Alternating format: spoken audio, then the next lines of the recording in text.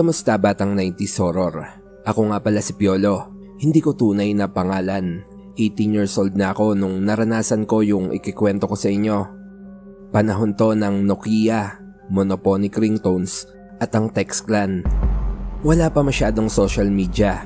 Ang uso nun GM o group message. Panahon kung saan nauso yung term na Jejemon. Ito yung mga text na Eyo po, at kamusta na you? para sa mga Gen Z na hindi nakaabot, text clan ang sinaunang GC. Isang GM, sabay-sabay kayong makakabasa. Text message yon na sinasend ng isa-isa sa iba't ibang numero ng mga miyembro. Kaya nauso yung only text nun. Dahil kung regular load yung gamit mo at kasali ka sa clan, baka isang GM mo pa lang ubos na yung load mo. Ang isa pa ngang nagbibigay kulay sa clan yung mga codename. Kadalasan, mga pangalan ng anime, paboritong pagkain, at kung ano-ano pa. Ikaw bahala mag-isip kung anong trip mong codename. Sample nga rito Cupcake 17, Nutcracker, at Barbecue.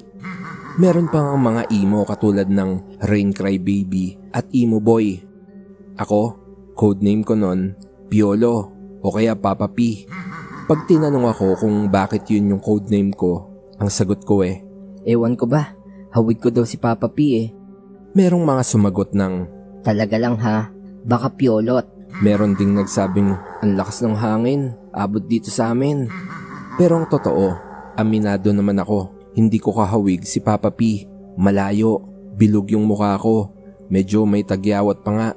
Pero syempre, confidence is the key.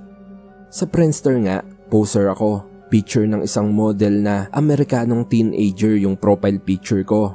Naka-leather jacket, may sunglass pa, classic 2000. Inedit ko yon ng sobrang labo para magmukhang kinuhaan lang sa cellphone ko na Nokia 6600. May mga naniwala naman. Katulad din kasi ngayon, hindi naman ganun kahirap magpaniwala ng tao sa kung ano ang totoo at hindi. Dahil nga ron, madalas nagpapa-impress ako dati sa mga kaklan ko. Nag-GM ako ng mga quotes, yung tipong, Kung ikaw ay luha, hindi ko hahayaan na tumulo ka kasi ayaw kong mawala ka. cringe moment pag naaalala ko. Pero isa yon sa namimiss ko nung mga panahon na yon. Maliban na lang siguro sa mga panahon na nabawasan yung tiwala ko sa sarili. Isang beses kasi, may kaklan akong babae. Nag-PM siya sa akin. Naging interesado din kasi ako kasi may usap-usapang may itsura daw siya. At habang magkausap kami, bigla siyang umamin. Crush daw niya ako, base sa GM ko. Nakausap ko siya ng ilang linggo.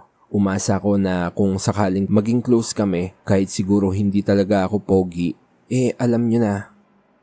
Lumipas nga yung mga araw, naging komportable nga kami sa isa't isa. Minsan, pinifit niya pa ako sa mga GM niya. Kumbaga sa panahon ngayon collab. Hanggang sa isang araw nga, nag-aya siya na makipag-eyeball. Na-excite naman ako, pero kinabahan din. Pero pumayag naman ako. Napagkasunduan nga namin na magkita sa isang mall na malapit sa kanila. Babiyahe ako kahit malayo, kahit mag-isa. Dumating nga yung araw na magkikita kami. Todo forma ako. Halos ipaligo ko yung bench na pabango ko na tuwing Christmas party ko lang ginagamit. Sinuot ko din yung pen shop na ripped jeans ko na pang malakasan. Maaga akong pumunta sa mall. Sabi ko, Pag may nakita kang mag-isa na naka-black hoodie sa tapat ng Jollibee, ako yun Pagdating ko pa lang, nag-text na ako. Nandito na ako, may backpack ako, ikaw. Walang reply. Lumipas yung ilang minuto, wala pa rin. Nang mapagod nga ako sa pagtingin sa cellphone at paglingon sa mga tao sa paligid, minabuti kong umupo sa bakanting table sa labas ng fast food. Maya-maya pa, tumunog yung cellphone ko. Kailangan ko umuwi. May emergency kasi. Huwag ka na palang mag-text dito sa number ko ha. Ibibigay ko na kasi sa nanay ko. Napasinghap ako. Bumagsak yung balikat ko sa pagkadismaya. Oo, parang RJ. Na-Indian ako nung araw na yon. Pero hindi yun yung horror story ko ha. Although isa yon sa mga kinatatakutan kong maulit mangyari hanggang sa tumanda ako. Pasensya na sa mahabang intro, pero ito na talaga yung kwentong horror ko. Mula nung na-Indian ako, text na lang talaga muna ako. Walang eyeball, walang heartbreak. Hanggang may sinalihan ako na bagong clan. Itago na lang natin sa pangalang Text Mob. Active yung clan, masaya. May required GM araw-araw ang mga miyembro. At least 5 GM kada araw ang kailangan mong isend. Kahit pa, Kain po tayo. o kaya, ang sakot ng ipin ko guys. Basta mag-send ka ng 5 text kada araw sa lagpas 30 miyembro. Kundi, ikikik ka sa clan. Tulad ng ibang nasalihan kong grupo, may clan queen, fitter king, at syempre ako, balik poser na si Papa P. Nagpa-introduce ako. Hi mga ka-text mob. Ako nga pala si Piolo. Add nyo ako sa Friendster kung gusto nyo makita si Papa P. Wala masyadong nag-reply. Walang mga sarkastikong komento. Siguro dahil bago pa lang ako at nakikiramdam pa sila sa akin. Pero okay lang naman lahat. May mga nag-welcome pa din naman sa akin. Ilang oras nga matapos yung bugso ng mga GM. 3:15 AM, may nag-text sa akin. Unknown number. PM lang siya. Hi, sorry. Late ako nakapag-welcome. Leonora nga pala. Napakunot yung noo ko. Wala siya sa member list.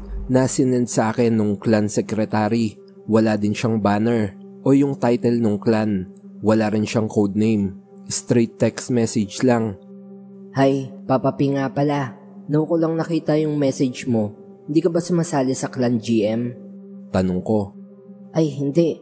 Tsaka kakagising ko lang. Bakit? May pasok ka ba ng ganitong oras? Ay, hindi. Trip ko lang. Tahimik kasi kapag madaling araw. Mas gusto ko yung ganyan. Napatingin ako sa relo ko. 3:00. Weird.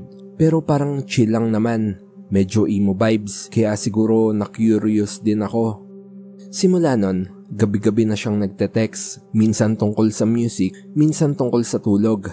Pero minsan, parang may laman. Mga tanong na out of nowhere. Bakit kaya may mga taong mahilig mang iwan? Yung tipong kahit binigay ko na yung lahat, sa huli, iiwan ka pa din. Mga ganong katanungan yung binabato niya sa akin parang RJ. Parang Wednesday Addams pa nga minsan. Napag-alaman ko na dati siyang co-founder ng clan na yon. Iba-iba na daw kasi yung mga officers, kaya hindi na siya masyadong nag-GM. Kako, buti hindi pa siya nagki-quit. Attached na daw talaga siya sa clan na yon. As in, hindi niya daw kayang iwan sa dami ng alaala. Nagkibit balikat lang ako. Mula nun, naging magka-text na kami lagi ni Leonora. Madami kaagad akong nalaman tungkol sa kanya. Habang tumatagal pa nga parang nai-imagine ko na kung ano yung itsura niya. Parang ang may nabubuo na siyang imahe sa isip ko. I mean base kasi sa tanong ko sa kanya. Anong suot mo ngayon? Eto, all black, black shirt, checkered belt. Normal naman sana kung tutuusin. Hanggang sa isang gabi, habang nakahiga ako at nagpapaantok, bigla na lang ako nakarinig ng parang bumubukas na pinto. Para akong half sleep na nun. Napadilat ako ng konti at napasilip sa bandang baba ko. Sapat lang para maaninag ko yung pinto ng CR sa bandang paanan.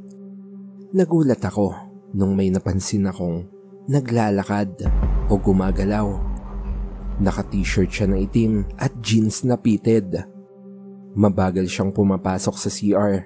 Normal naman sana, kaso wala akong kasama sa bahay nung mga oras na yon. Nanigas ako. Alam ko, hindi pa ako tulog. Pero, hindi ako makagalaw. Pinilit kong ilaglag yung braso ko sa higaan para sana magising yung katawan ko. Tingin ko, naramdaman ng taong papasok sa CR yung struggle ko. Kaya unti-unti itong tumingin sa akin. Mabagal na lingon. Laking hilakbot ko nang makita ko yung mukha nito. Lawit yung dila na halos umabot na sa leeg. Halos matakpan ng bangs nito yung kalahati ng mukha niya. Sobrang kilabot yung naramdaman ko sa mga oras na yon. Swerte naman na nagalaw ko na yung braso ko nung nailaglag ko to sa kama. Napasinghap ako ng hangin. Habol hininga. Wala na yung babae sa harap ng pinto.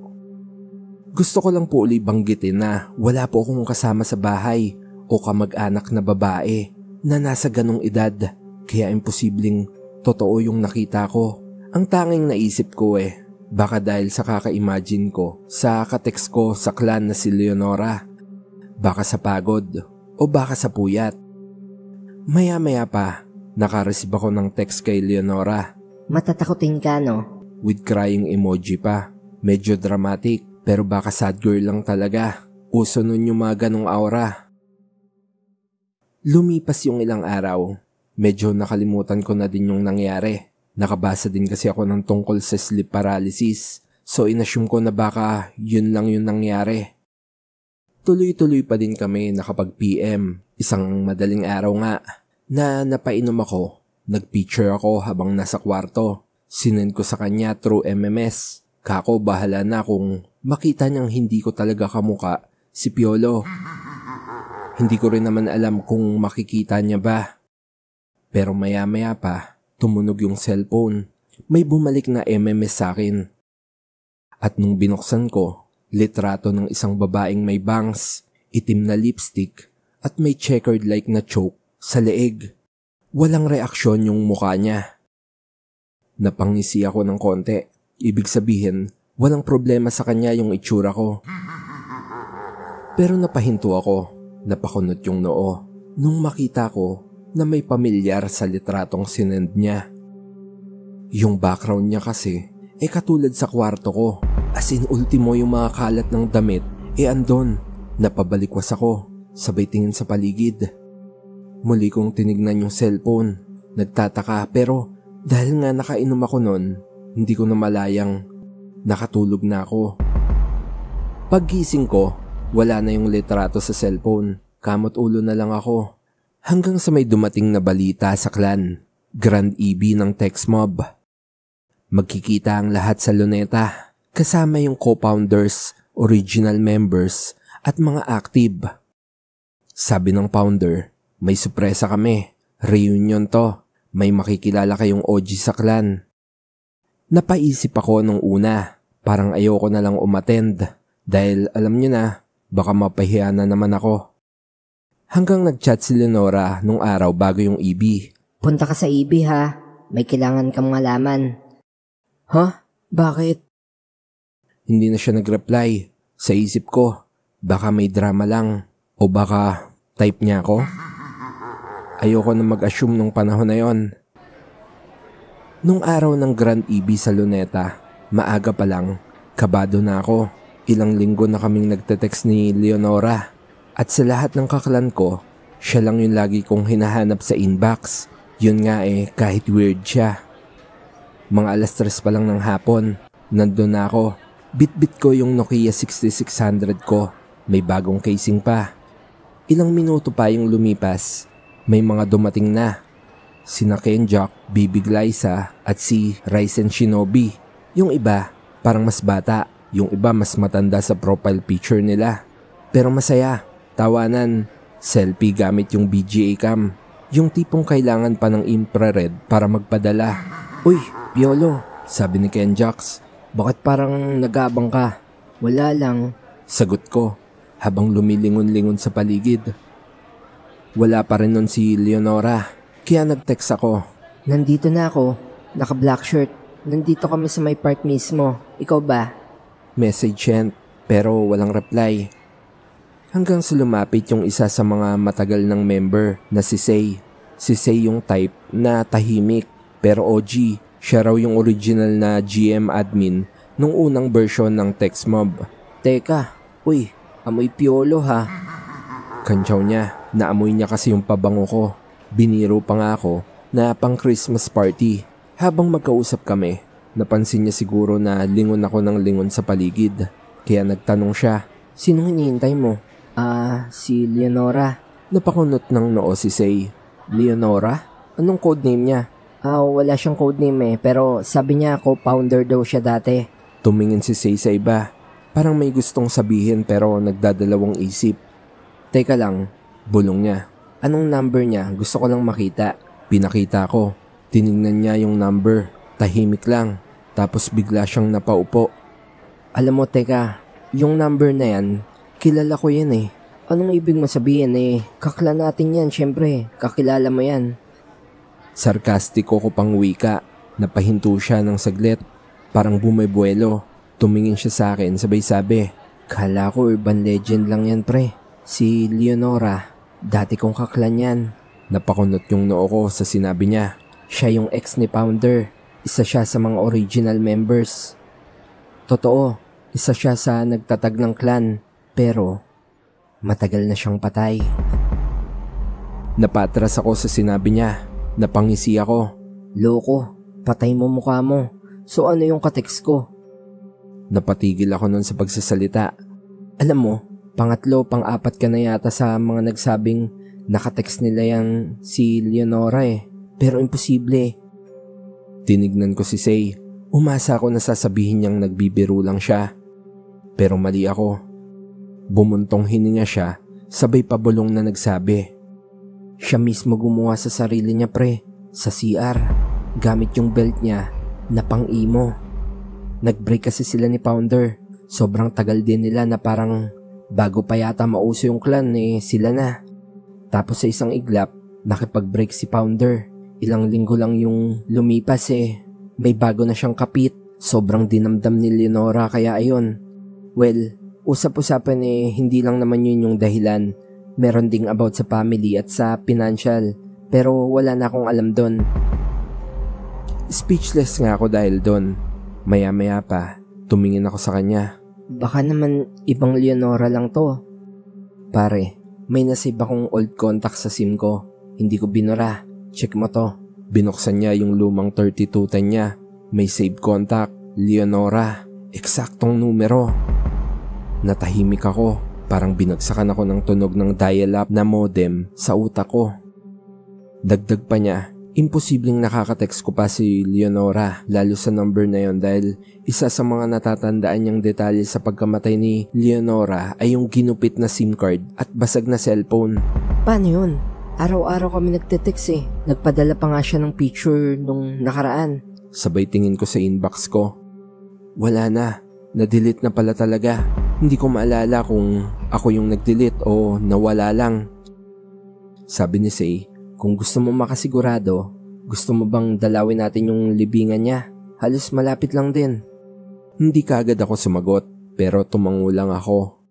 Hapon na nung makarating kami sa lumang sementeryo sa Pasay. Hindi ito yung tipong memorial park.